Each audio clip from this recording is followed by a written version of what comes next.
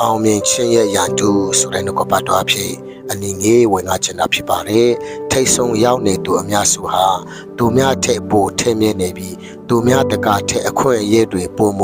ရရှိနေုံတက်တဲ့ကြောင့်တော့မဟုတ်ပါဘူးသူတို့ဟာသူများထက်ပိုပြီးစ조사အားထုတ်သူများဖြစ်ကြပါတယ်ငင်းတဲ့လူတွေကိုတော်အောင်ကိုငီပေးလို့လွယ်ပါတယ်ဒါပေမဲ့ပြင်းရသောလူတွေကိုကိုငီပေးရတာအင်မတန်မှအလွန်ခက်ပါတယ်မိတ်ဆွေပြင်းရခြင်းဟာလူတွေရဲ့ဘဝကိုဖျက်ဆီးမဲ့အတွင်းရန်သူဖြစ်ပါတယ်ပြင်းရတဲ့ဆိုတာဆိုပေမဲ့တက်တာပါတယ်ဆိုပြီးထင်နေကြတာဖြစ်ပါတယ်ဒါပေမဲ့တိမ်ဟာပြင်းရခြင်းကိုမိတ်ဆွေလို့မြင်နေရင်တော့တကယ်ဝမ်းနေစရာဖြစ်ပါတယ်တောတန်ခန့်ချစ်ရှစ်ခန့်ငယ်စေကိုမှာ